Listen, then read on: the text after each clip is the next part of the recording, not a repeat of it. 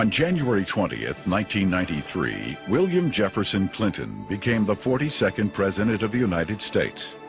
At the time, most Americans were not aware of the extent of Clinton's criminal background, nor were they aware of the media blackout, which kept this information from the public. As State Attorney General and later Governor, Bill Clinton in 12 years achieved absolute control over the political, legal, and financial systems of Arkansas. As president, he would attempt to do the same with the nation by bringing members of his inner circle with him to Washington. The hijacking of America was underway, and its impact on future generations would be incalculable.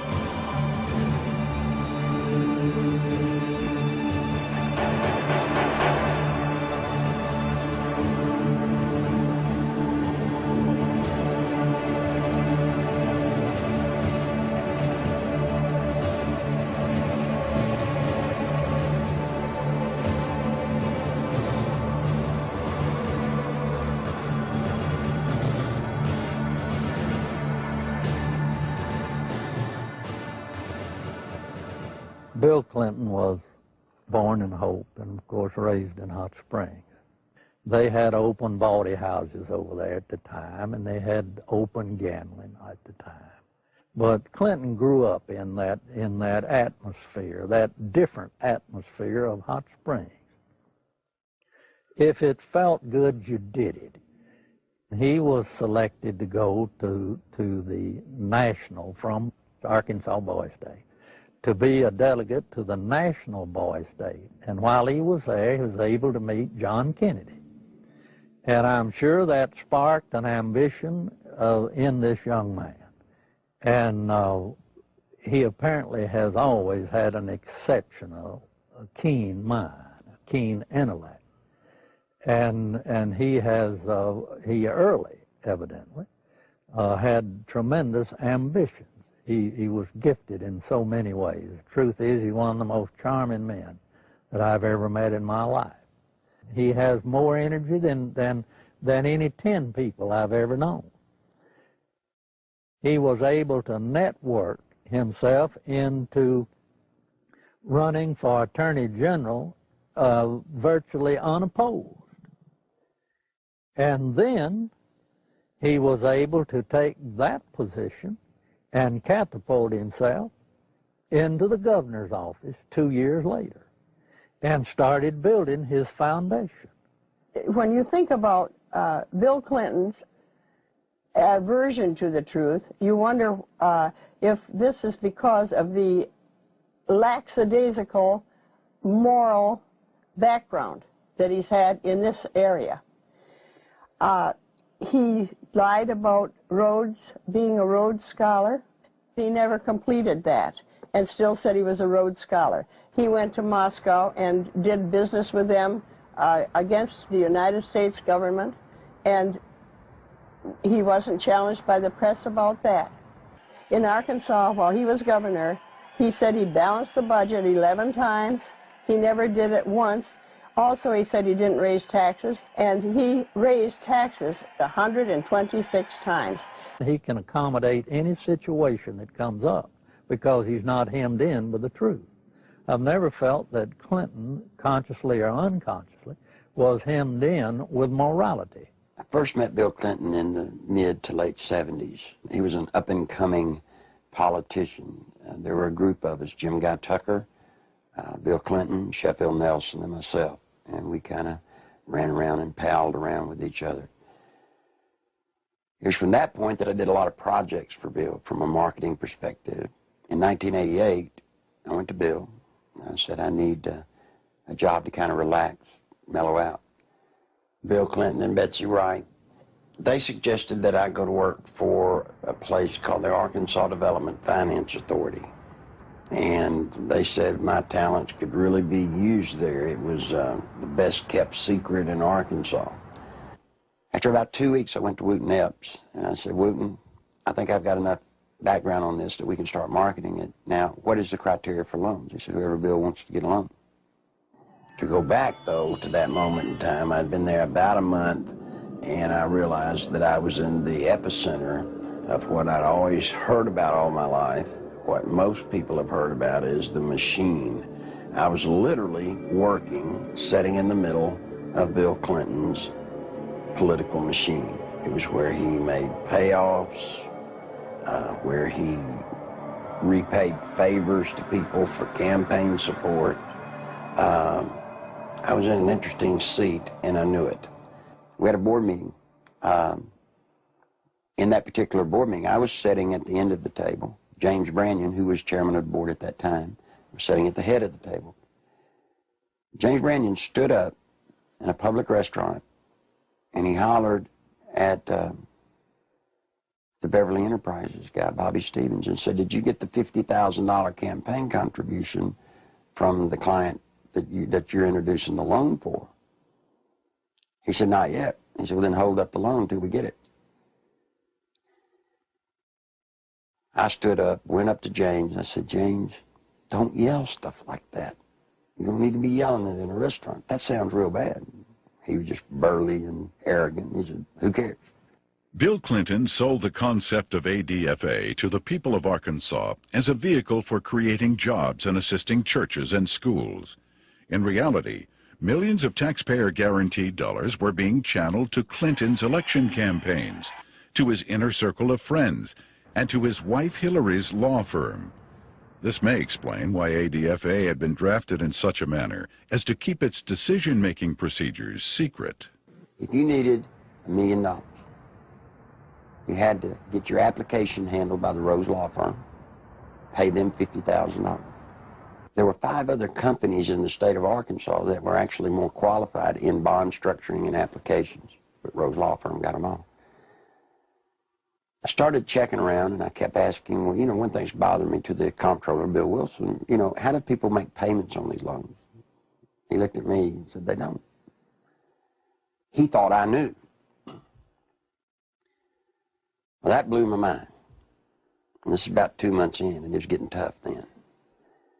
So I started gathering the documents. After everybody left, I would stick around as if I were working on the annual report. That would give me access to all the documents, and I made copies of them all. For about 2 months, I watched accounts accumulate money. At the end of the month, they zero balanced. They're laundering drug money. There were $100 million a month in cocaine coming in and out of Mena, Arkansas. They had a problem. They were doing so much money in cocaine, $100 million. You create a problem in a little state like Arkansas. How do you clean $100 million a month? ADFA, until 1989, never banked in Arkansas. What they would do is they would ship the money down to Florida, a bank in Florida, which later would be connected to BCCI. They would ship money to a bank in Atlanta, Georgia, which, by the way, was later connected to BCCI. They'd ship to Citicorp in New York, which would send the money overseas. And there was an interesting one, a bank in Chicago. That bank, by the way, is partially owned by Dan Rostenkowski. Dan Lassiter would get the bonds. He would become the broker for the bonds. He would transfer money back to ADFA. He never sold a bond.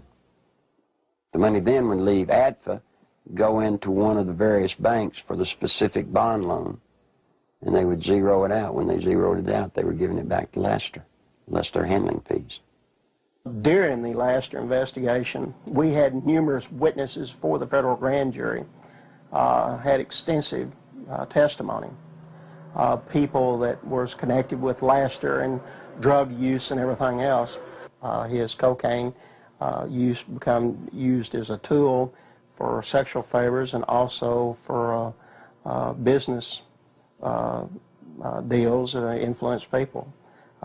And that's when Mr. Lassiter became quite flamboyant with his cocaine use, and then ultimately led to his arrest and conviction. Dan Lassiter, who is the best friend of Bill Clinton, who went to jail with Roger Clinton for cocaine. And by the way, let me explain something. He didn't sell cocaine. No, they were giving it away. Huge piles of cocaine in his office. Ashtray upon ashtray full at the parties, and they would give it to young girls. That's sick. I mean, they were giving a highly addictive drug to young girls. One particular one comes to mind is a 14-year-old cheerleader out of North Little Rock. She was a virgin, and ultimately he ended up sending her to a physician of his. The physician put her on birth control pills. He used cocaine in order to ultimately she lost her virginity, and she got addicted to cocaine. And the last I heard of her, when we had her subpoenaed back to the federal grand jury, she was a hooker in Lake Tahoe. Dan Laster contracted to launder the money. Now, in addition to his contract to launder the money and the system that he and Bill Clinton had set up to do it, probably what he did is he took advantage of some of the cocaine. That's why he could give it away. Shoot, you have $100 million a month in cocaine. They wouldn't care if you took a bucket full a day. After Laster was indicted, I started to receive quite a bit of harassment from my own department, the Arkansas State Police. And I knew the reason behind it because the affiliation with the state police and the governor's office with Dan Laster and his business associates. Mr. Lassiter's cocaine involvement at times was very heavy, then at times he was very cool, calm, mediocre. He was very careful, as all of them have been for quite some time. Once he was convicted, he went to a minimum security prison, a holiday hotel we call them. He spent, I think it was 6 to 8 months, and he got out. Unbeknownst to anybody, Bill Clinton, the day after he got out, granted him a full and complete pardon. So if you think he's tough on crime, think about a man that pardons a man that gives cocaine to kids. Fear of violence is robbing our children of their future. We must take away that fear and give them hope. We must give Alicia and all our children back their childhood. Working together, we can. Do something now. Call 1-800-WE-PREVENT. Your president, the President of the United States, not only was a part of a system that was laundering millions of cocaine dollars, your president signed off on it. He can't deny that he did. You see, because of that, there's one little catch. Every loan that ADFA made, Bill Clinton himself had to sign off on it. More than Bill Clinton, you better identify the people in the loop of the drug running. You better identify the people in the loop for money laundering. And what you'll find there is those people go straight to Washington. Act 1062, if you look at it, it says that ADFA was developed and created to provide low-interest bond loans for churches, schools, colleges. So now look what happened to our legislature. They voted on a bill creating ADFA, thinking that they were getting money to colleges and schools to buy books and so forth. What better way to run thousands of, tens of millions of dollars, launder it, clean it up, and use the cover of a state agency to do it. The first loan made at ADFA was made to Parkometer, a company called Parkometer. Seth Ward was the owner. As I started looking, I found out that the Secretary Treasurer was Webb Hubbell. Then I found out Webb Hubbell was Seth Ward's son-in-law. Guess who drafted the legislation creating Act 1062, which created the Arkansas Development Finance Authority? Webb Hubbell. Guess who introduced the legislation to our legislators and got it passed through our House? Webb Hubbell. Guess who got the first loan? Webb Hubbell. Imagine this. Guess who did the audit and the evaluation of the application? Rose Law Firm. You guessed it. Who signed it? Webb Hubbell, Hillary Clinton. You see, that's against the law in Arkansas. You can't investigate yourself when the good faith and credit of the state of Arkansas is involved in a bond issue. He broke the law. Good Lord willing, creek don't rise. Mr. Hubbell will be serving some time in the pen for that one. Ironically, Webb Hubbell, a senior partner at the Rose law firm, was chairman of the Conflicts of Interest Committee at Rose. In 1988, he successfully advanced the Ethics in Government Act, which required Arkansas legislators to report governmental conflicts of interest. Incredibly, this law specifically exempted Governor Bill Clinton, his appointees, and his relatives. Clinton's appointment of Hubbell to the U.S. Justice Department exemplified the administration's total disregard for legal ethics. Hubbell's hasty resignation in March 1994 for overbilling of Rose clients was merely a ploy to remove Hubbell from the limelight before extensive criminal charges could be brought against him. Let me tell you about Parkometer. The first loan was $2.85 million. Never was a penny of that paid back. As the newspaper people started inquiring about the Parkometer loans, what they found was that Parkometer was actually building retrofit nose cone compartments that were being shipped to MENA. We find out that the nose cones were actually being used to smuggle dope back into the country. And what is scary, what's so scary, it's the same cast of characters. Webb Hubbell, the Rose Law Firm, are guilty, I say to you, of conspiring to defraud the state of Arkansas, the federal government, and conspired to solicit the sales and the laundering of money for illegal drugs. This is your president. This is his circle of power. These are the people, when he got elected president, he did not pass go. He took them straight to Washington with him. And by all things holy, I think he was planning to set up and do the same thing in Washington. In 1982, cocaine trafficker Barry Seal set up one of the largest drug smuggling operations in the United States in Mena, Arkansas, under the approving eye of Governor Bill Clinton. Barry Seal had a bunch of planes and supposedly had pilots. Barry Seal was a drug smuggler. Now, he tried to set it up in his home state of Louisiana, but they wouldn't let him. He had to come to a state that had a sleazy governor hooked on cocaine, and everybody knew it. Yeah, Bill Clinton was hooked on cocaine. I lived in Little Rock, Arkansas, okay? And I worked at a club called Le Bistros, and I met Roger Clinton there, Governor Bill Clinton. So a couple of the state troopers that went with him wherever he went, Roger Clinton had came up to me and he had asked me, could I get him some coke, you know, and asked for my one-hitter, which a one-hitter is a very small silver device, okay, that you stick up into your nose and you just squeeze it and a snort of cocaine will go up in there. And I watched Roger hand what I had given him to Governor Clinton, and he just kind of turned around and walked off, and that's one specific. Dr. Suen, S-U-E-N, doctor at the medical center here in Little Rock, has taken care of Bill Clinton for his sinus problems, which may indeed be drug-related to cocaine use as they destroy the sinus passages. Governor Bill Clinton was taken into the hospital, I believe it was the medical center, on at least one or two occasions for cocaine abuse and overdosage, in which he actually had to be cared for at the hospital. It led to toga parties.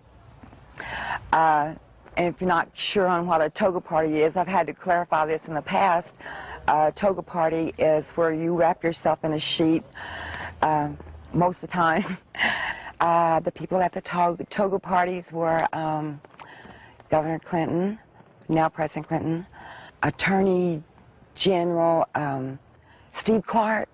Okay, he was there a few times. Members of the Arkansas State Police, you know, along with Roger and, you know, other people. They began to dance around, do the cocaine in one room, have sex in another room, because in the Coachman's Inn, the rooms were adjoining, you know. And to be quite truthful, you end up with somebody in particular, and you 9 times out of 10 end up having sex. And there was cocaine there. I know. I'm the one that made sure it was there. I've talked to the manager, the assistant manager for the apartment complex where Roger Clinton used to live. They've all said Bill Clinton did drugs. They saw him. I've talked to a lot of other people who have all, just like the people at the apartment complex, said, hey, John, get us to a congressional hearing.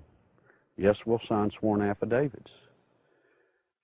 These people want to be sure when they come forward that something's done about it, because they fear for their life, but they really want the truth to get out. I was there, we come in there with Roger one night, and back in the back part of the mansion there's kind of like a living quarters type thing, and we would all get together out there and do cocaine, you know, and no, Miss Clinton wasn't there at the time. In 1983, I was made aware that Sheriff Hadaway and one of his auxiliary deputies, Terry Capehart, were investigating a smuggling operation going on at the Mena Airport. They had an inside source of information. Mr. Seal, it was our understanding, was the one who had brought the operation into the Mena Airport, and that had initiated the beginning of the money laundering and the illegal activity. He said 1983 was his most profitable cocaine smuggling period ever.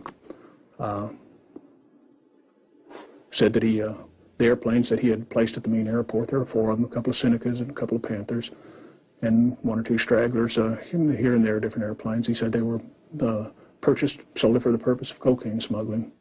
There was, in my opinion, more than enough evidence to prosecute a number of people for crimes regarding the Barry Seal case at Mena. I snuck around, crawled through the bushes, thinking that I'd really have to hide to see them unloading the dope. Didn't have to. You could walk right up to the airport and they'd unload it right in front of you. They would unload it, they'd offload it. They didn't care. A certain degree of money laundering had taken place among these people that were associated with Barry Seal. What had not been done was to connect the dotted lines to ADFA. Because once you connected the dotted lines to ADFA, you had actually connected the dotted line to Clinton. In addition to the operations at Mena, small clearings in other parts of the state were used as drop points for money and cocaine. They had special cargo doors installed on the side without FAA permission, so that these doors could be opened in flight. They'd pull in, slide back, and the cocaine could be dropped out of the side in flight. When you have a public which is aware of an ongoing criminal enterprise, when you have an international cocaine smuggler who is high profile, and a lot of people know that they are operating in a small area. A lot of people knew about the money laundering.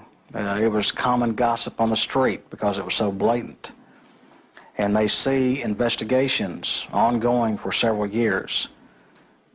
And they keep watching for indictments. They know grand juries are convening. They know that witnesses are supposed to be providing evidence to a grand jury, yet year after year after year, no indictments are returned.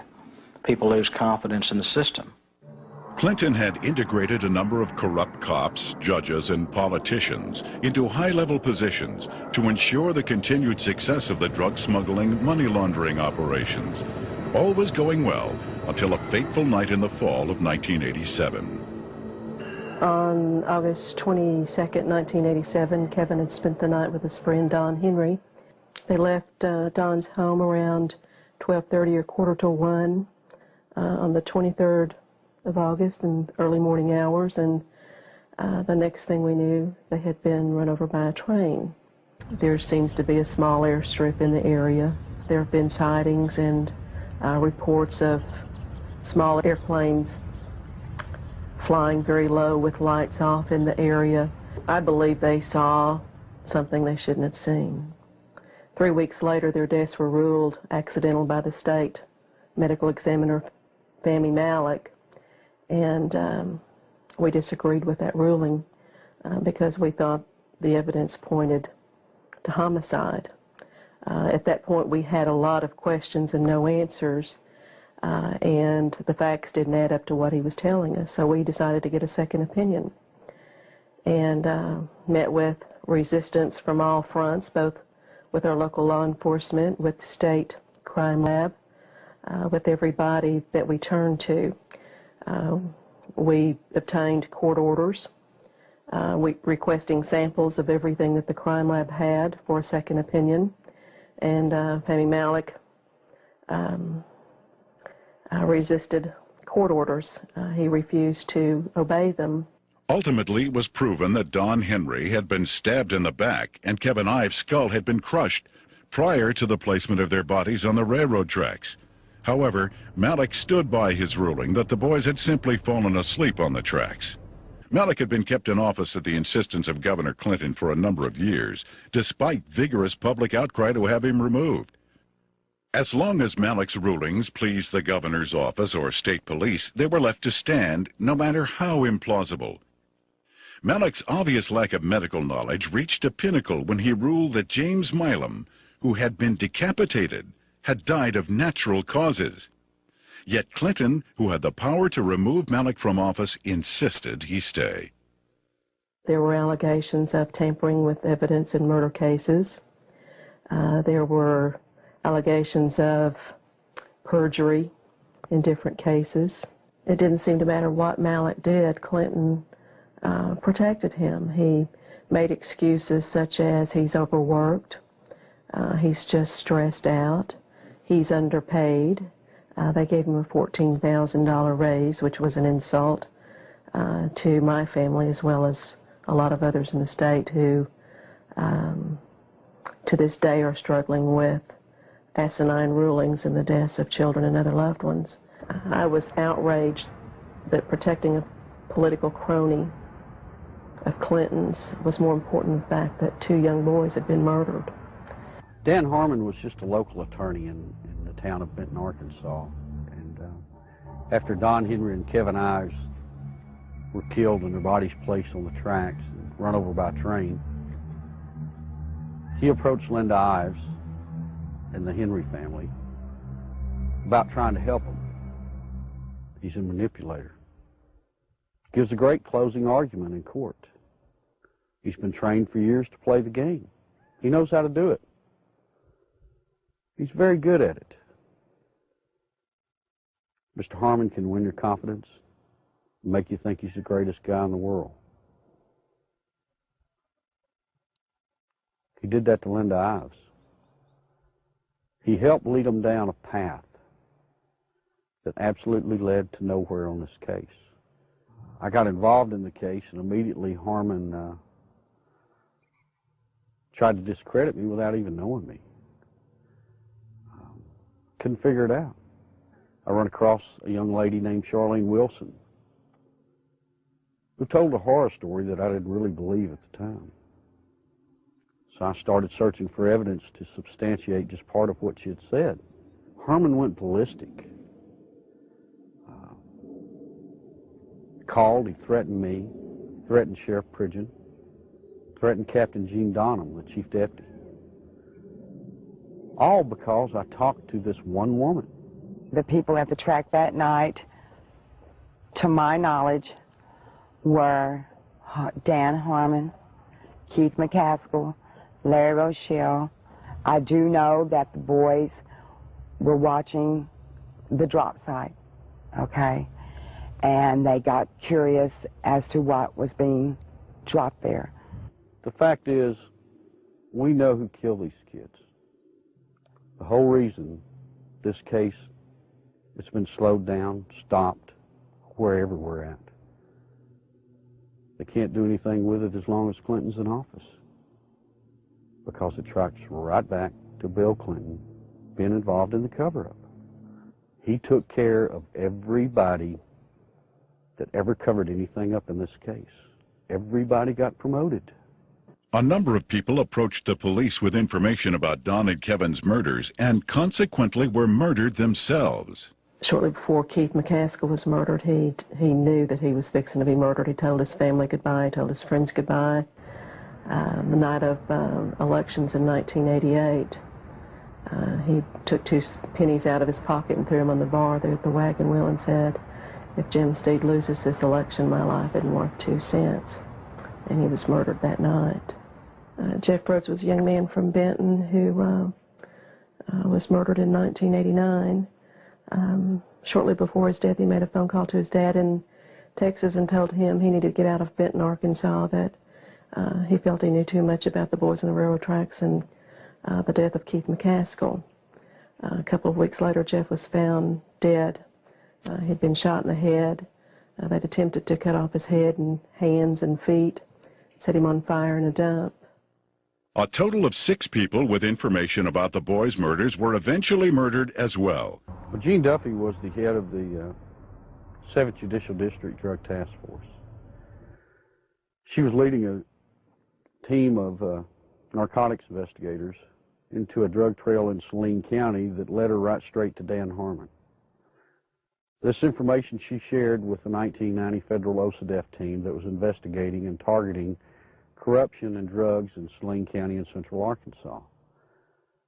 From her involvement in that, she was literally threatened, forced to leave the state of Arkansas and go into hiding. I had no idea just how dangerous certain elected officials thought me to be until a brutal media campaign was launched against me. For months, there were daily allegations of everything from misspending funds to ordering illegal arrests. Every attempt was made to keep me from running the drug task force. We were even shut down completely for several weeks during a bogus state police investigation. In spite of crippling disruptions, the task force was making significant discoveries about drug trafficking in central Arkansas, some of which led to the very people who were conducting the massive media crusade against me. We discovered that drug trafficking in Arkansas was linked to government officials in frightening proportions. A great number of people came to me with testimony about astonishing criminal activity of very high-level public officials. Many were willing to testify before the federal grand jury. Robert Govar and Chuck Banks were the U.S. attorneys for the District of Arkansas at that time. I was subpoenaed to testify on behalf of the drug trafficking and the cartel, more or less is what it was, that had to do with Dan Harmon and what I call company, because there are there's a whole bunch of them that are involved. I was asked quite in depth about the drug trafficking that went on with Dan Harmon, Mr. Clinton, Roger Clinton. Although there was an abundance of evidence and word kept reaching me from members of the grand jury that they were ready to indict, no indictments came. Mr. Govar also insisted that he was ready to prosecute at least 2 key figures, but the holdup was his boss, U.S. Attorney Chuck Banks, who repeatedly delayed requests for indictments. Harmon had paid a visit to Chuck Banks, the U.S. District Attorney, who was in charge of that district. It's recorded, he signed in. He was there approximately 30 minutes, and up until that time, everything appeared to be running fine with the grand jury. Then, in November, Banks removed Govar from the case, and I was fired from the task force. From this point, the ordeal turned really ugly. In January 1991, one of the key targets of Govar's investigation, Dan Harmon, took office as the 7th Judicial District Prosecutor. Harmon immediately called a state grand jury to investigate the allegations against me. To avoid being jailed in Hot Spring County, which would have put me in serious danger, I left the state. In the meantime, Banks, who had taken over the federal investigation, attempted to give the appearance of carrying the investigation forward while systematically destroying it. He harassed witnesses, suppressed evidence, and finally announced in February of 1991 that the investigation had disclosed no credible witnesses or evidence against any public official. I received a phone call, and they told me that I had made a very big mistake. And I was assured by the U.S. Attorney's Office that my name, that my testimony, that my statements, that the people that were on that witness list would never, ever be revealed. Well, ha, you know. Someone in the U.S. Attorney's Office had given Mr. Harmon a list of the affected witnesses, you know. Some of them witnesses over a period of time have came up dead and or missing or have never been heard of again. That don't give you a very good feeling. I'm scared of these people. I'm very scared of them. Guess who arrested her? Dan Harmon. The very guy that she says turned her on to drugs now has her arrested. Dan Harmon, he walked to me, handed me what was supposed to be a search warrant, and he said, "Bitch," excuse me for saying that, "I told you if you ever brought my name up or brought anything up about the past dealings that we've had, that I'd take you down." He said, "You're going to prison. I'm going to put you in prison." He did. I'm here. I mean, I've watched second, third offense people walk around with probation on top of probation on top of probation. Not this lady. First time she's been arrested for drugs. They allege that they found in her home. She gets 30 years. Sure, everybody ought to be able to see through this.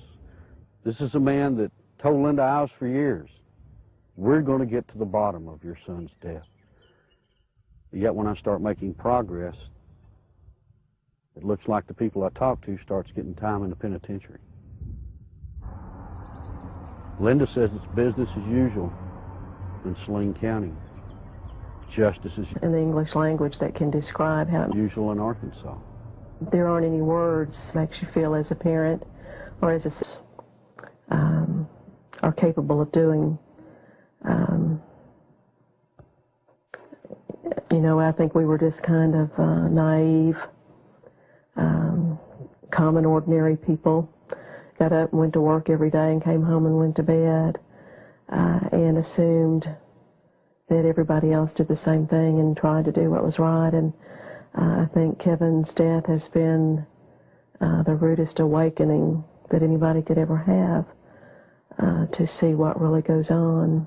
I can provide information that has tentacles to Governor Clinton's administration. It is apparent to me that a congressional investigation is the last hope, not only for the people of Arkansas, implications of illegal activity, who has left in his wake and now vulnerable to the powers of oppression, but for the people of our nation, who are now vulnerable to the powers of a president who has left in his wake implications of illegal activities and serious improprieties. Meanwhile, Welch and Duncan's investigation into the operation at Mena was about to derail. We'd been so busy investigating, just concentrating, focusing, that it took a while to register that nothing was going to happen. We could not understand what was happening. Neither Mr. Welch nor I were ever subpoenaed to testify before the grand jury and present massive amounts of evidence of wrongdoing by associates of Barry Seal. No indictments were ever returned against any of the individuals, and I can tell you there was extensive evidence. There definitely was some suppression of evidence and definitely a cover-up of an investigation, and somebody should be held accountable as to why that happened. Not one major cocaine bust was ever made in Arkansas out of Mena, Arkansas. Now imagine that, 10 years nearly in its running. Never one truckload ever got caught. During the In 1992 Attorney General's race in Arkansas, a member of Clinton's staff had approached Winston Bryant and had asked him to stay away from the Mena affair or the Mena matter. I've done quite a bit of investigation into the Mena Barry. After Winston, quite frankly, it is a federal problem. He took office. Bill told me that he was no longer allowed to discuss the Mena Airport investigation from the Attorney General's office.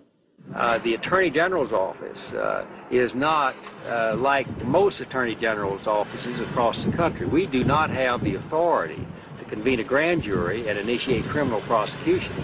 A lot of people have said that the Mena operation stopped in 1986 when Barry Seal was gunned down. It's not true. Covert operations are still going on in Mena, Arkansas today. Now, if you stop and think, back when Bill Clinton was governor, he was asked about Mena. He said, well, that's a federal problem. I'm not going to get involved in it. Well, he's not the governor of Arkansas anymore. He's the president of the United States. We still have operations at Mena, Arkansas. This is his golden opportunity to take care of it. My question is, why doesn't he? I've always thought it was a wonderful thing to be able to serve your country as a federal law enforcement agent. And for 15 years, I did not encounter anything like the corruption which I encountered after the Mena investigations began. President Clinton's verbal commitment to a war on drugs has been negated by his actions. During his first weeks in office, Clinton revoked random drug testing for White House staff members. He eliminated 121 positions at the Office of National Drug Control. And he appointed Jocelyn Elders as U.S. Surgeon General, despite her well-known desire to legalize drugs. One of Hillary's investments, under the direction of Tyson Foods counselor James Blair, netted almost $100,000 on an initial $1,000 investment, a nearly impossible feat using legal methods. I can't read their minds or speculate, but I had absolutely no reason to believe that I got any favorable treatment.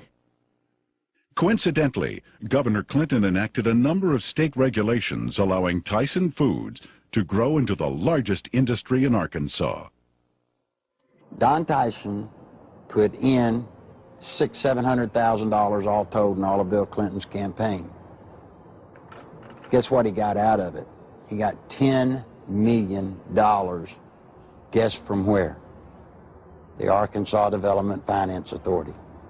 And he never paid a dime for it. I had heard rumors of Don Tyson and his alleged cocaine use and distribution. And I went through the intelligence files and come up with enough that I thought was sufficient amount of evidence to launch an investigation on Mr. Tyson simply out of the Arkansas State Police intelligence files has been accumulated for years. A great deal of criminal investigation files were surfacing with Don Tyson's name mentioned in there as being involved with some drug and narcotics trafficking activities.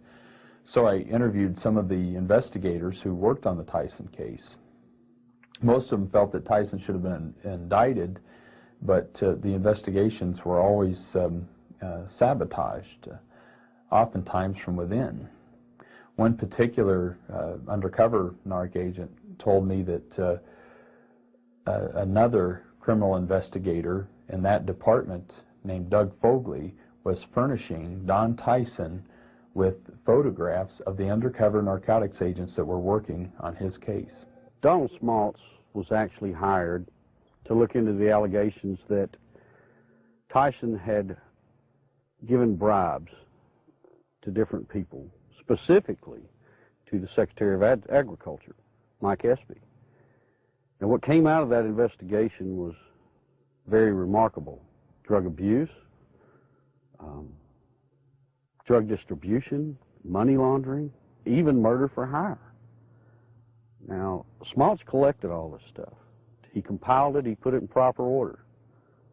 And he approached Janet Reno and said, look, You know, I need to broaden my investigation. I'm finding more here than just simple payoffs. What do you think happened? Well, by now, most of you already know. He was turned down. Just exactly what we expected to happen happened. I mean, Tyson already hired lobbyists, attorneys, who all approached Congress trying to get everybody to stop Smaltz. Why is it in this country today that if you got a little money, you walk away? Why is it you can create the pressure to stop investigations? And I promise you, Janet Reno has stopped this one. You look at these and you wonder, how could this happen? You know, how does someone elude prosecution with reams of investigative reports? How does it get stopped? Some say it's Bill Clinton. Don Tyson was in the middle of the cocaine just like Bill Clinton, just like Dan Lester, just like Roger Clinton, and all the others. So you see, all of this incest, and all of this drug running, all of the trafficking of drugs, sending them all over the nation, came out of Little Mena, Arkansas, right under the nose of little Governor Billy Clinton. I went to Bill, and I said, Bill, you've got 2 weeks to tell the truth, or I'm going to tell it.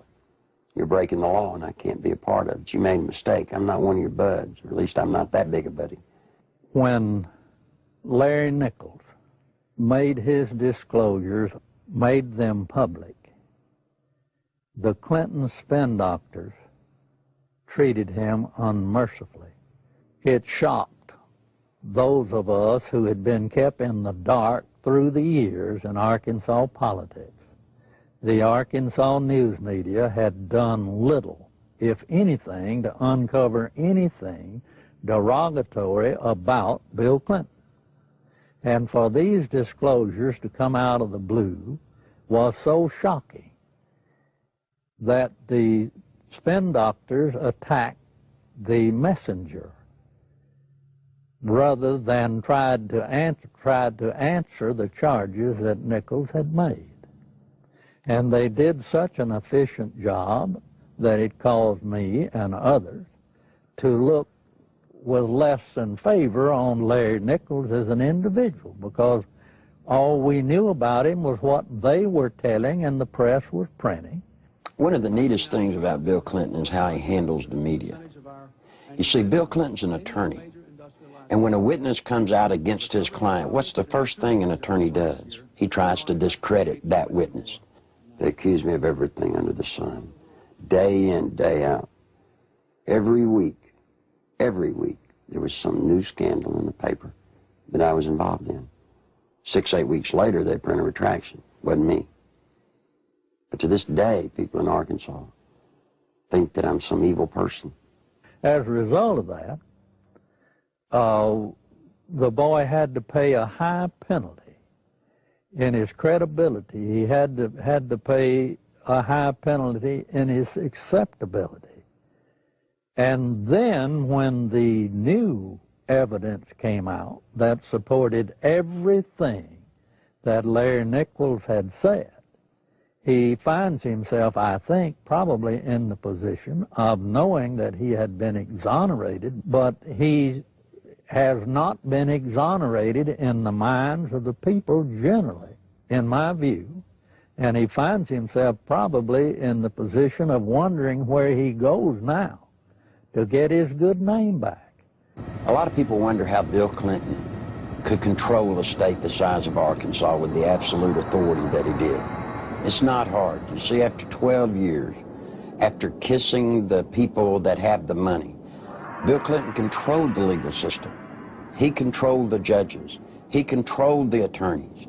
He controlled the banks. It's just a small state, a one-party state. What tends to happen in small states like that, I think, is the longer the person remains governor, that I think the greater the abuses are. And I think the abuses were very, very widespread under Bill Clinton. One thing that's very difficult for people to understand, Bill Clinton doesn't care about money. He cares about power. All he needed ADFA to do was to channel money to the big players financially. I got tickled when the reporters during the campaign came here. They were looking, trying to find out where Bill Clinton profited. He didn't. He profited by putting money into his friends' pockets. The way they were doing these bond issues and just the whole political atmosphere, quite frankly, was a scandal. But that's the way things had historically been done in Arkansas. But imagine this. Imagine the power this man has in Washington, D.C. Imagine what he can do to this nation if he gets that circle of power going there, as he did here. Nothing I can do, nothing you can do can stop it. Because he'll have the absolute power, and believe me, he will use it to have you investigated, to have you arrested, to have your company audited. Now, that's what'll happen when his circle of power is complete. When I worked at ADFA, it was not uncommon for Bob Nash to call me up and say, hey, Nichols, the governor needs about $5 grand transferred to his travel account so he can go see his ladies. And we would at ADFA transfer $5,000 to $10,000 for him to go see his girlfriends in either L.A. or New York. He'd use so much travel money to go see women out of his regular travel budget, he would even have to borrow money from ADFA, not to mention the fact that ADFA's budget was not quite as scrutinized as the governor's budget. But he literally used money, ADFA money, the people of Arkansas, taxpayers' money, to conduct liaisons. During the 1990 Arkansas gubernatorial race, Larry Nichols, in a last-ditch attempt to alert the public, boldly filed a lawsuit against Bill Clinton. As expected, the lawsuit was eventually quashed, sealed, and illegally dismissed by a Clinton-appointed judge. What Nichols didn't expect was a complete media blackout of the facts he presented. Back in 1990, after all the damage they had done to me, I did something that most people wouldn't do in Arkansas. I sued Bill Clinton. Now, it's very important to note that in that lawsuit, I brought out the names of 5 women. On October the 19th, the only press conference I've ever held in my life was on the Capitol steps of Arkansas. Every news organization in Arkansas, newspaper, TV, radio, were there on the steps. I read the names of the 5 women. I read and talked about ADFA. No one had ever made such a cold, callous statement against Bill Clinton where he named the women. When I got through with the press conference, I went through the center door and I walked out with the camera crews with me, and I walked all the way to the end to the governor's office. And I left the press release right on the governor's secretary's desk. Not one bit of the press release made it into the local TV or the local newspapers anywhere. It didn't show up anywhere. The reason I tell you that is because in those days he had the circle of power complete in Arkansas. Eventually, every allegation stemming from Nichols' 1990 lawsuit and press conference would prove valid regarding Clinton's taxpayer-financed sexual liaisons, his drug usage, and his criminal activities relating to ADFA and Whitewater. Gradually, the women who had carried on adulterous affairs with Clinton began to emerge. The first was Gennifer Flowers, who, like all those close to Clinton, was faced with a decision. Either keep quiet and receive a government job, or go public and face character assassination in the press. Betsy Wright, Clinton's former chief of staff, admitted she had been hired to conduct media smear campaigns against anyone planning to tell the truth about the governor's sexual habits. She was prepared to go after at least 26 women who had the potential of destroying Clinton's chance at the presidency. During the 1992 presidential campaign, I was getting bludgeoned by the media because Gennifer Flowers had come out of my lawsuit. A man called me on the phone on a Monday. His name was Gary Johnson. He was an attorney. He told me that he felt bad because I was being bludgeoned, and he wanted to talk to me about handling my case. Well, I was craving an attorney, any attorney to help me. You know, I saw Larry out there doing battle, so to speak, on his own, and I felt like he needed some help. I met him on a Tuesday. He was a special attorney. I didn't even know it. You see, he lived next door to Gennifer Flowers. For security purposes, Gary Johnson had installed a video camera near the front door of his Quapaw Tower condominium. Looking at someone in front of my door, it got a perfect shot of them in front of Jennifer Flowers' condominium. And it wasn't my intention ever to take pictures of Bill Clinton going in to see Jennifer Flowers. I could care less who Bill Clinton goes to see.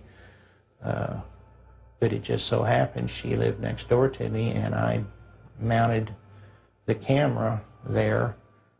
Guess what he caught on tape?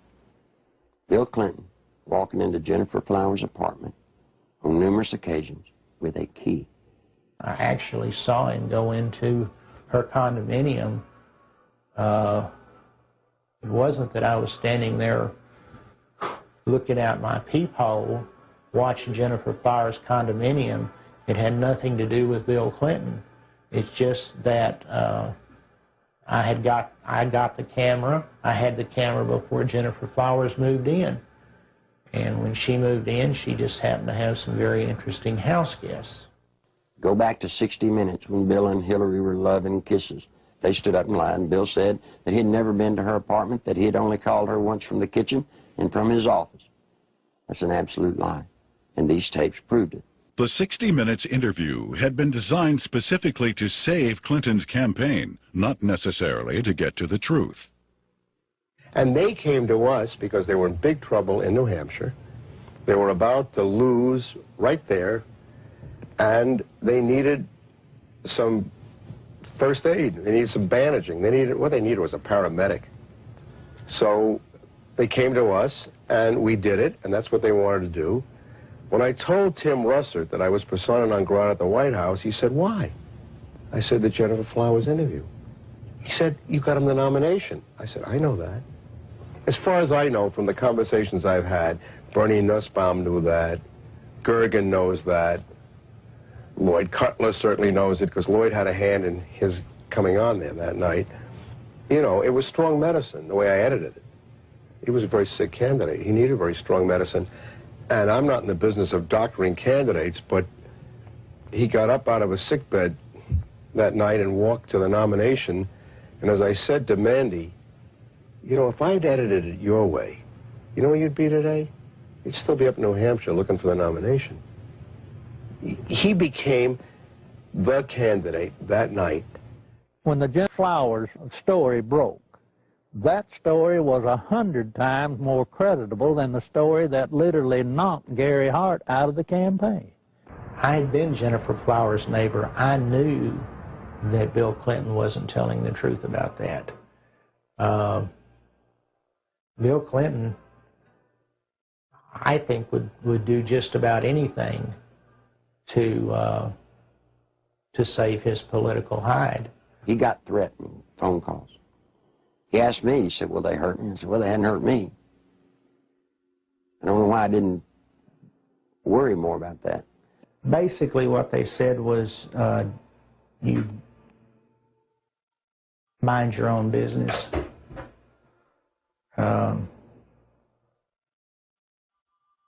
And all it did was made me mad.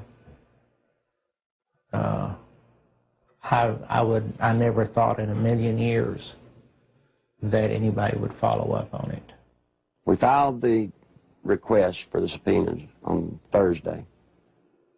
Saturday morning, we found Gary Johnson beaten and left for dead. And without getting into gory details, both elbows were dislocated, his collarbones were broken, his spleen and his bladder were ruptured with holes the size of $50 in them. His nose, his sinus cavities were all crushed. He had been beaten by Clinton's people. Were they very large? Yes. Yes, they were. Did they say, "Where's the tape"? Yes, they asked me for the tape.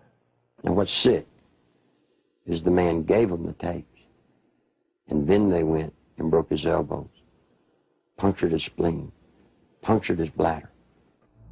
They looked like state troopers, I'll say that. Clinton can be a very dangerous individual in the state of Arkansas. In my lawsuit in 1990, I named the lady Sally Perdue as having an affair with Bill Clinton. Sally had an apartment in Little Rock, and the Clinton security guards would drop him off at her apartment and go park in the woods. When Clinton got through doing his business, he was flicked their porch light and they'd know to come and get him. She started coming out, started talking. Well, believe it or not, before she could talk, Clinton's people got to her and offered her a federal job or break her legs, whichever one was the best. Sally Perdue, former Miss Arkansas and radio talk show host, carried on a sexual relationship with Governor Clinton between August and December 1983. State troopers in government vehicles were used at taxpayer expense to shuttle Clinton back and forth to Sally's home. Perdue, who today supervises a home for people with Down syndrome, was offered a $60,000 a year federal job to keep quiet. She refused. You see, that's illegal. You can't offer a federal job to get someone to hush. Following her attempt to go public, Miss Perdue lost her job and started receiving threatening phone calls and letters. Live ammunition was found on the seat of her car, and the rear window of her vehicle was shot out. Even though a number of witnesses have corroborated her story, the American press has refused to print it. During the 1992 presidential campaign, interviews with ABC and NBC, as well as an appearance on the Sally Jesse Raphael show, were taped, but were never aired. She had actually been on the Sally Jesse Raphael show right after the New York primary. Did you know the TV stations around the country blacked out that program and wouldn't show it? In December 1993, former bodyguards of Bill Clinton came forward with detailed information regarding the governor's sexual encounters with a number of women. Larry Patterson and Roger Perry, both veteran Arkansas troopers, boldly spoke on the record. Two other troopers who initially spoke off the record were later identified as Danny Ferguson and Ronnie Anderson. In April 1994, a fifth trooper, L.D. Brown, came forward and corroborated their stories, adding that Clinton's sexual partners numbered over 100 during the period he was employed by the governor. The trooper's official duties included approaching women to obtain their phone numbers for Clinton, driving him to rendezvous points in state vehicles, guarding him during sexual encounters, securing hotel rooms, and lying to Hillary about his whereabouts. Phone logs and other corroborating evidence fully back these reports. I saw on several occasions Bill Clinton engaging in sexual acts while I was either blocking the road or working security at the governor's mansion. I saw them with my own eyes take place, so it's not a rumor, it is firsthand. The entire conversation inside a vehicle in a 2-hour drive from one point to another would be totally about sex and women or jokes. He would actually ask people how they performed oral sex on women in cars. I'd been in that conversation. He would ask if you had ever had 2 to 3 women at one time in one bed. Things like this. Bill Clinton was obsessed with that. The first or second time that you're with him and you're alone and you see some attractive woman, he would say, "Hey, Larry, what would you like to do to her?" And, you know, this is the governor of the state of Arkansas. The majority of his off time was spent trying to figure out ways to be with women that he wanted to be with. He was more discreet during a campaign year than he was in a routine year as governor, an off year. We were required to work overtime so we could sit outside someplace and block the road, or sit in some driveway, or sit at some, apartment complex while he went in to take care of his female friends. State money was utilized. He had certain troopers that he used for certain women, and Larry Patterson and Danny Ferguson were used for 2 women in particular. He would tell you, "Larry, see the blonde-headed lady in the green outfit? Go get her. name and her telephone number for me. He would say, "She has that come hither look." And that was verbiage that he used quite often. And on several occasions I have gone out into the crowd. I never had one of the females to refuse to give me her name and her address. On one occasion, it was a Christmas parade of 1989 in a small town in northeast Arkansas. And he picked a lady out of the crowd and asked me to find out who she was. He just carried on about how beautiful she was, how good looking she was, how big her breasts were and things like that. And I found out that she was interested in a state job. And she gave me her name and number, and I said, well, maybe the governor will call you, or can I call you? And when we got in the car, I gave the governor her name with her phone number, and I said, you'll like this, she's interested in a state job. And he said, oh, good, good, good, good, good. The next time I saw that lady, she was working for Bill Clinton in his presidential campaign the night he announced his candidacy for president. I was told by Bill Clinton that this was part of my job, to keep people from finding out about his affairs.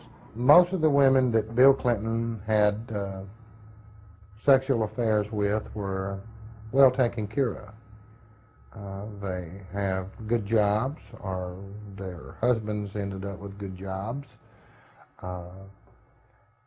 They were well taken care of, and the actual time spent trying to cover up these affairs while he was governor was nothing like it was when he announced that he was running for president.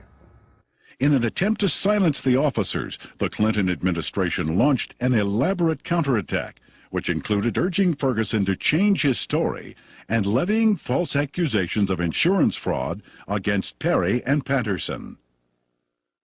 When Larry Patterson and Roger Perry came out, Clinton's security guards, they substantiated everything that I'd alleged in the lawsuit. These people were there, they were his bodyguards. But watch what happened. The same thing that happened to me, they planned to do to them. They roasted them in the media. They said they were committing insurance fraud. The evidence of that these state policemen have brought forward relative to Clinton's womanizing is being questioned by the spin doctors as not being credible. Yet it is more credible than the evidence on 90% of the people who are confined now on death row across America. Is this fair? Did y'all see the papers saying that the troopers were telling the truth and were found innocent? Heir to the stories they were telling have a basis, since they're not the scumbags that the spin doctors for Clinton tried to make them out to be? These two have had the courage to come forward, and the evidence that they have presented has not only been credible, but it's been overwhelming. And the truth is, I'm convinced that it's just the tip of the iceberg. On May 8, 1991, Paula Jones, a state employee with the Arkansas Industrial Development Commission, was working the registration desk for the governor's Quality Management Conference at the Excelsior Hotel. Governor Bill Clinton was to be the main speaker. I was approached by one of Bill Clinton's bodyguards named Danny Ferguson, and I was given a number. And I asked him what it was. I held out my hand, and he said, it's a number to a hotel room that the governor would like to meet with me. Well, I was surprised, and I kind of talked it over with my coworker, and we didn't have any reason to believe that we couldn't trust him, so I agreed to go on up to the room and meet with Mr. Bill Clinton. I got to the room, and Governor Clinton, he opened the door to meet me. It was a room that did not have any beds in it. It had couches and stuff like that. It was more like a meeting type room. And he had asked me about my job and how I liked it and who my boss was, and I told him. And he mentioned that he liked the way that my curves were on my body, and he liked the way that my hair went down my back, the middle of my back. And then he tried to lean over, and he started to put his hand up my leg, which it happened so fast, and he tried to kiss me on the neck. It happened so fast, but he tried to bend over and kiss me on the neck as he was putting his hand up my leg. And I backed off. I said, I don't want to do this. And I said, I think I need to be going. And then he got up before I even knew it and dropped his pants. And Bill Clinton asked me to perform oral sex on him, which I declined. And I jumped up, and I told him I needed to go immediately. That's when he went to say, if you have any trouble whatsoever, you have Dave Harrington, your boss, contact me immediately. And I said, well, I'm leaving. And I started to proceed down the hall to the door, and he followed behind me. He said if we could try to keep this between ourselves. And I went down the elevator, went back to my registration desk, and I told Pam the whole story. I can't understand how somebody can take advantage of somebody like that. And then they have the audacity to drop his pants. I mean, you know. I'm not going to dignify this by commenting on it. Paula gave the exclusive to the Washington Post, and Mike Isikoff, we were going to be as open as we could with the Washington Post. And Mike told Paula that as far as he was concerned, that he believed Paula, and that he thought the story should be told. And Mike said they were ready to put the story out, and they were going to go to the editors and present the story to him. We heard that Mike got suspended from the Washington Post, and there was a big fallout between the editors of the Washington Post and Mike. Paula Jones filed a lawsuit against President Clinton, claiming sexual harassment. The same day, a massive media smear campaign against Paula Jones was launched. Think about a man that has no more regard for women than Bill Clinton does. They're just sex things. I don't understand the feminist movement being behind Bill Clinton. He hangs women on his wall like trophies. A number of women who have had sexual relationships with Bill Clinton have allegedly been given major career boosts in exchange for silence. Beth Colson received a judicial appointment to the Arkansas Court of Appeals from Clinton. Regina Blakely landed a job with CBS National in Washington covering the White House. Likewise, Deborah Mathis secured a lucrative job with the White House Press Corps. Susan Whitaker was made the liaison between the Arkansas State Capitol and the White House. Elizabeth Ward obtained a position with the Clintons' close friends, Hollywood producers Harry Thomason and Linda Bloodworth Thomason. And Joe Jenkins was given a high-level position with AP&L. One of the most harrowing stories of Clinton's attempt to keep his promiscuity hidden involves Jerry Parks, a private investigator and former chief of security for Clinton's campaign headquarters. My father was Luther Gerald Parks, a.k.a. Jerry Parks. He was the head of Clinton's security for Clinton's inaugural campaign whenever he was running for president. My father was brutally murdered at Chenal Parkway and Arkansas Highway 10 in one of the most elite parts of Little Rock, Arkansas. Someone pulled aside alongside him and started shooting at him. They cornered him, stopped him on Highway 10 as he was turning left onto Highway 10 off Chenal Parkway. They stepped out of the car after blocking his path. He was shot 5 times, once in the leg, once in the arm, 3 times in the chest. My father had a file on Bill Clinton's infidelity and his affairs that ran from approximately 82, 83 to somewhere between till about 90 to 91.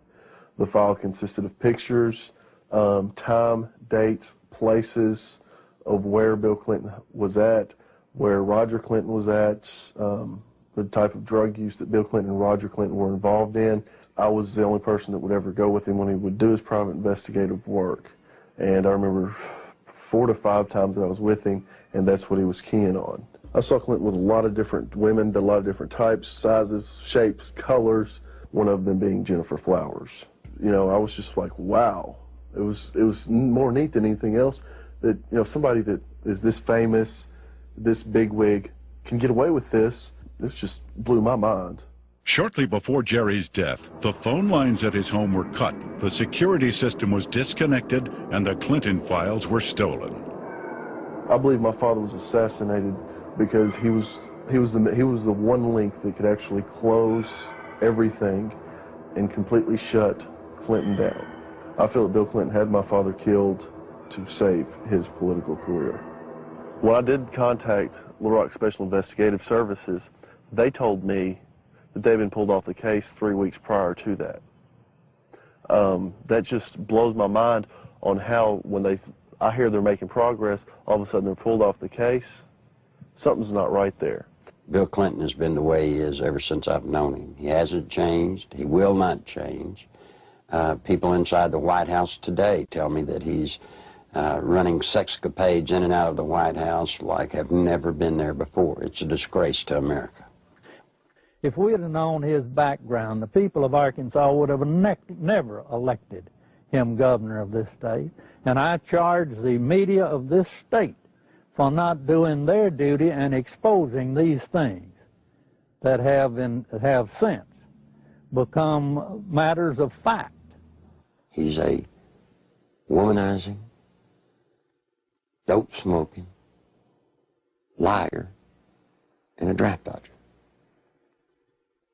I don't remember those being in the Constitution as exactly the model qualities we want in a president.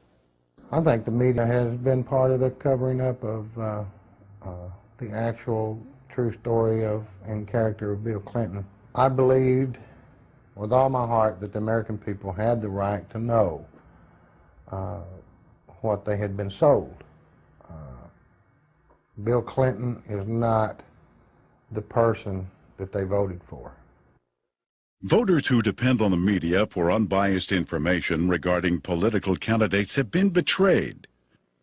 Much of the information concerning ADFA, Whitewater, and Clinton's sexual promiscuity was known by the media as early as 1990, yet was kept hidden.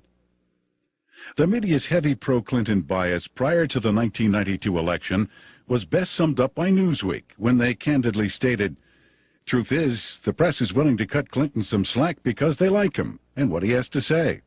In May 1994, Newsweek added, "The national press has been restrained in its accounts of Bill Clinton's private life, and with good reason. Most of those who have made charges against him have been despicable people, jealous and stunted sorts." What an indictment about the media. You knew the truth about Bill Clinton. You just didn't like George Bush. I know Bill Clinton, probably as well as anybody. We used to train him on how to look straight into a camera and lie through his teeth. And you see, part of Bill's pathological lying is the fact that we've taught him how to believe the lie that he's telling.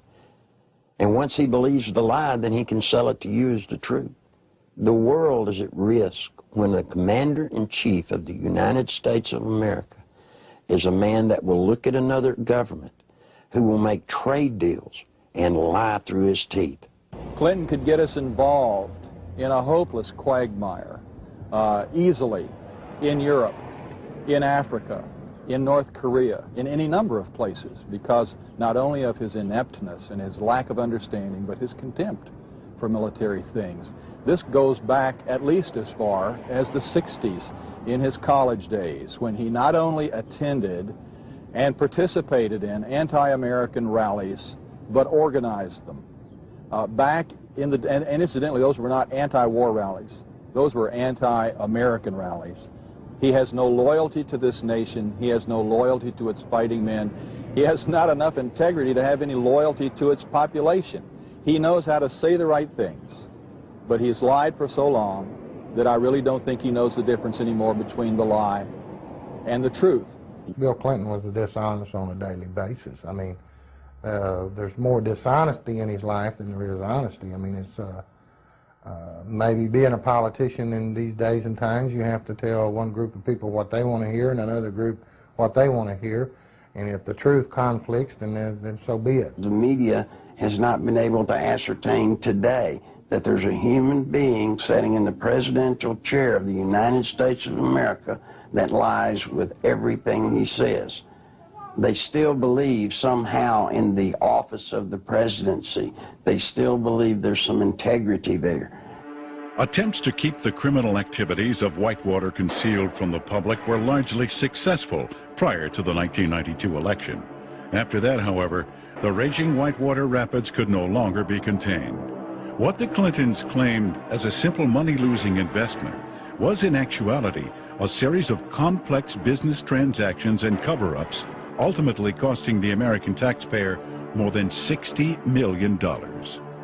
When this is all over, it's going to be the same story we've been telling for 2 years. We made a bad investment, we lost money, and there's really not much more to add to it.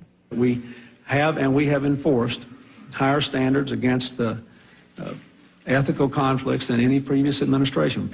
Whitewater may have begun as a legitimate real estate venture, but it came to be used to skim, directly or indirectly, federally insured deposits from an S&L and a small business investment corporation. When each failed, the United States taxpayer became obligated to pick up the tab. 2, the family of the former governor of Arkansas received value from Whitewater well in excess of resources invested. 3, taxpayer guaranteed funds were in all likelihood used to benefit the campaign of a former governor. 4, the independence of the United States government's regulatory system has been flagrantly violated in an effort to protect a single American citizen. People should not be able to raise questions and erode people's moral authority in this country. It quickly became obvious that Whitewater would engulf the Clinton administration if ignored. A twofold counterattack was put into action. The first was to win sympathy from the conservative populace, who were among his chief critics. Clinton embarked on a series of appearances heartily promoting himself as a born-again Christian who supports and practices traditional biblical family values. While the uninformed may have been fooled, those who realized what was happening were outraged at the blatant hypocrisy. This is a place where I have come to seek divine guidance and support and reassurance. You know, after Bill Clinton was in office for 2 days, he signed 5 executive orders, shedding more innocent blood, the blood of innocent babies. Then he went on to try and get homosexuals in the military. He put Jocelyn Elders in, trying to distribute condoms to our kids. Christine Gebbe, his AIDS czarina, promoting all kinds of vileness. This is an affront to heaven. The second phase of the counterattack was to appoint Robert Fisk as special prosecutor to head up the investigation into Whitewater. That same week, the Rose Law Firm began shredding documents.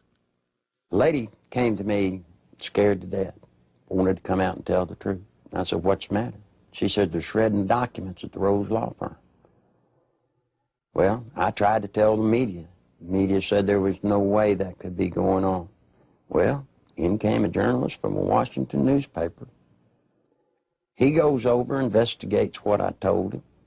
And you know what? The very week he investigated, guess what they were doing? Shredding documents right there at the Rose Law Firm. It had his initials pretty much all over it. Everything from the box to the manila files to, I even saw his signature on with the Rose Firm letterhead. You see, all of the Whitewater documents, they're getting rid of. They're getting rid of them as fast as they humanly can. It's the nerve and audacity that those two people, Bill and Hillary Clinton, have to shred documents, to destroy evidence in a federal case. That is why we're here in front of the Rose Law Firm, because of the works of darkness that have gone on. Documents have been shredded here.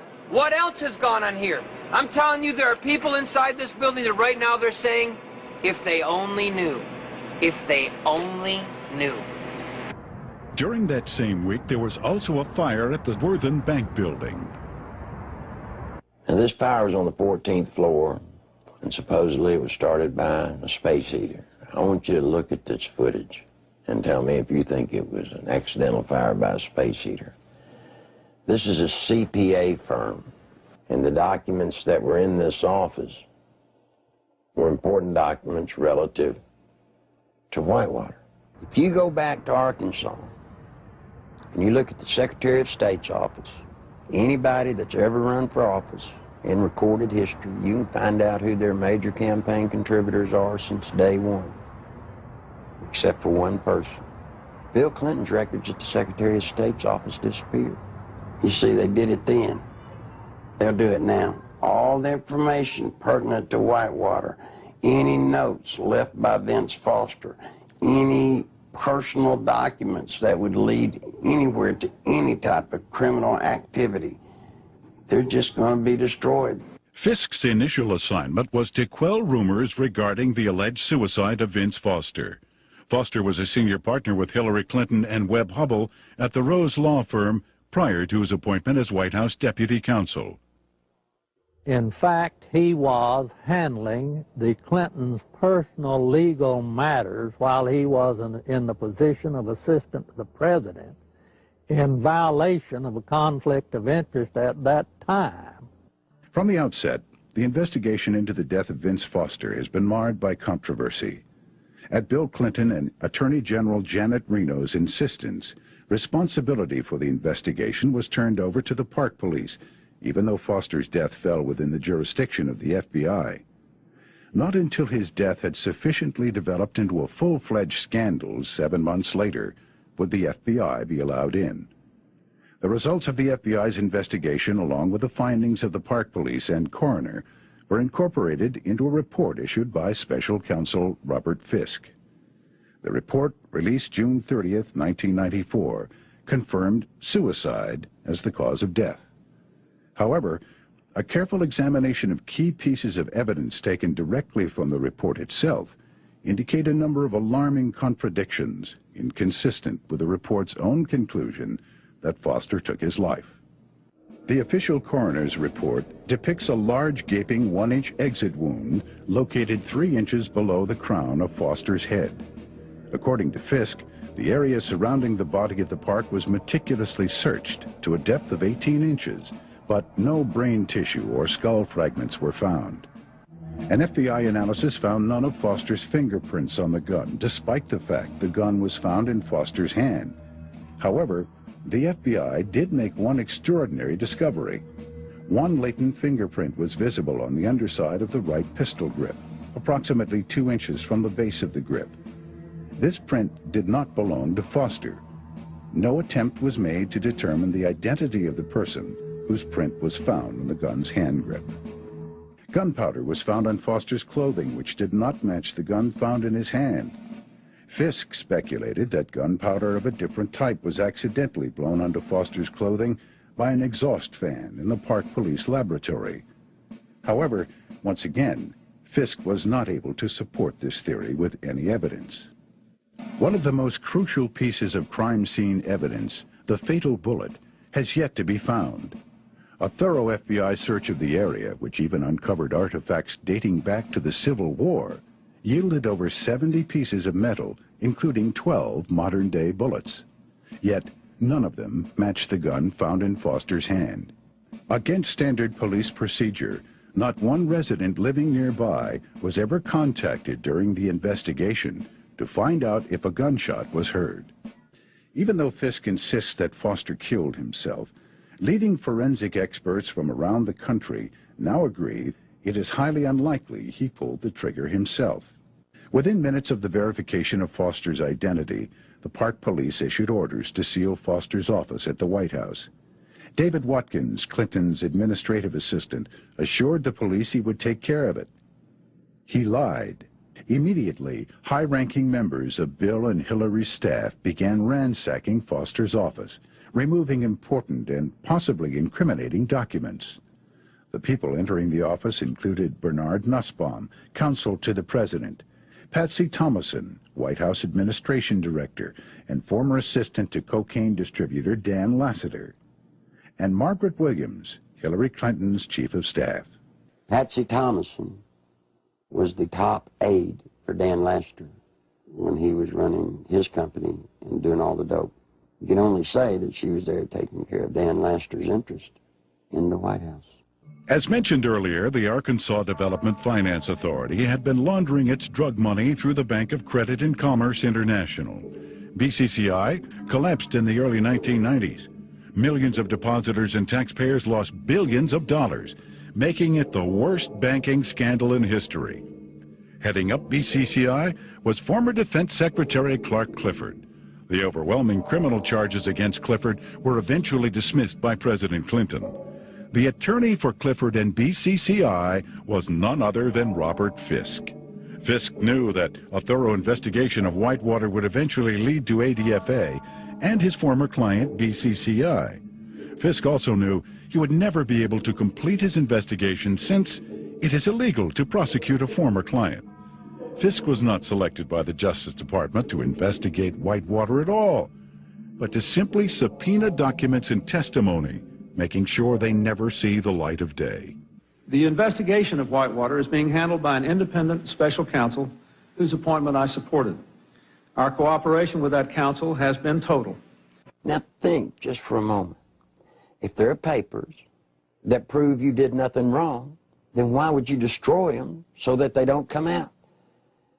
Why would you hide behind subpoenas in the cloak of secrecy? No, see, Bill and Hillary Clinton have something to hide. And only through a congressional hearing does this nation have a snowball's chance of that truth coming to the light of day. That's the reason it's so imperative that the Congress of the United States rise to the occasion and meet their responsibilities to hold public hearings relative to this matter during this period of time, or justice will never be done. There are lots of people that come to me that want to tell the truth. They come to me, but they're afraid. They're afraid of losing their jobs. They're afraid of family members or themselves being hurt. Don't be afraid anymore. Bill Clinton doesn't own the world. He doesn't scare me. He shouldn't scare you. I wish all of y'all would do what I've done. Stand up. Stand up for the country. I want my daughter to know that if you stand up and tell the truth, you're okay. Right now, all she sees, if you stand up and tell the truth, you'll be destroyed. If you're a pathological liar, lie through your teeth, every breath, hurt people needlessly, you'll get to be president. You don't want that. I don't want it. If I had anything to say to Bill Clinton, you know what it'd be? It's bound to be a great burden to walk around lying from one thing to another, to never tell the truth. Bill, tell the truth. Come clean. All you may not get to be president, but the truth will set you free. It'll set all of us free, and it'll save the nation. I've still not been accused of anything wrong because I haven't done anything wrong. And I'm not going to do anything wrong.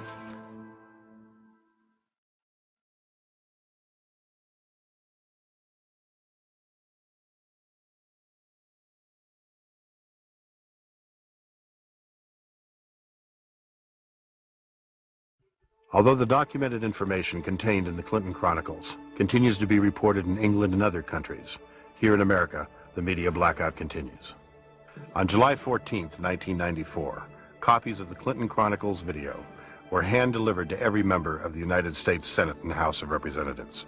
On July 25th, documentation supporting the film was presented to Congress at their request. Whitewater hearings were scheduled to begin the next morning. However, the then House and Senate majority leaders, plotting with Robert Fisk to withhold evidence, refused to allow any of this documentation to be admitted. In addition, eyewitnesses willing to testify under oath who could confirm Clinton's involvement in the Arkansas drug smuggling money laundering operation were flown into Washington, but were barred from giving any testimony. Once again, the Constitution of the United States was undermined and the American people were not allowed access to the truth. That same day, a massive media smear campaign was launched against the Clinton Chronicles. Time magazine, Newsweek, U.S. News and World Report, and major newspapers around the nation simultaneously published false information about the video in an attempt to diminish its distribution. Nevertheless, members of Congress point to the Clinton Chronicles as playing a major role in bringing about the firing of Robert Fisk, as well as the reopening of the investigation into the death of Vince Foster. On August 3, 1994, Larry Nichols was arrested on false charges of writing 2 bad checks and failing to obey a yield sign 7 years earlier. The American media reported the arrest. When the Arkansas police admitted that the checks and traffic violations were fabricated, charges were dropped. Yet the media failed to report it. Nichols has suffered 3 attempts on his life since the release of the video. Federal agent Bill Duncan, a 15-year IRS veteran with a permit to carry a gun, was arrested for carrying a weapon, then handcuffed to a pipe in the basement of the Washington, D.C. police station and later released. This incident effectively brought the MENA drug smuggling money laundering investigation to a halt. Duncan was later instructed by his superiors to lie to a federal grand jury regarding the results of his investigation. When he refused, he was forced to resign. Arkansas State Police investigator Russell Welsh nearly died after being poisoned with military-grade anthrax, a poison available only through the United States government. Arkansas State Police investigator Dr. Lauder, who successfully led the investigation against cocaine distributor Dan Lassiter, was forced to resign after attempting to reopen the cocaine trafficking investigation into Don Tyson.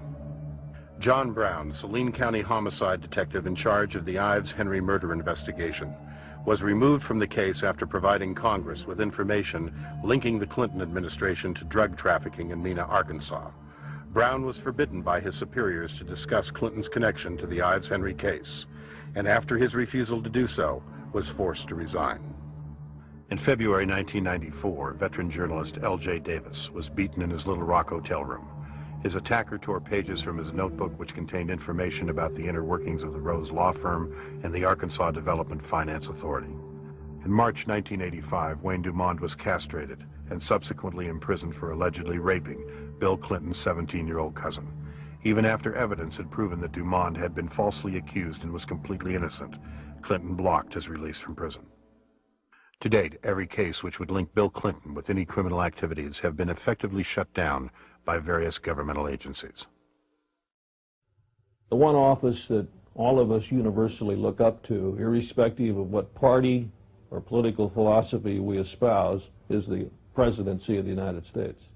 Since the election of Bill Clinton in 1992, we Americans, with sadness, have learned week after week to have different stories come out from around the country pointing up the reality that we have in the White House today, a draft-dodging womanizer who is a pathological liar. It's a very dangerous thing for America and a dangerous thing for the world. I can only, conclude that the responsible course for the House of Representatives to do is to introduce a resolution of impeachment against Bill Clinton. It is with sadness that I make this statement, because this action will introduce something that we Americans don't want to see in our political process. But we can't continue down the course of what we see unfolding before our eyes almost every week or almost every day. And the best thing for all of us is to get it out in the open and go forward and let the chips fall where they may. Under our Constitution, the House introduces a resolution of impeachment, and the U.S. Senate is a place where a trial takes place. And I think for the good of the country, for the good of the peace and tranquility of the Western world, this is the course that Congress should take.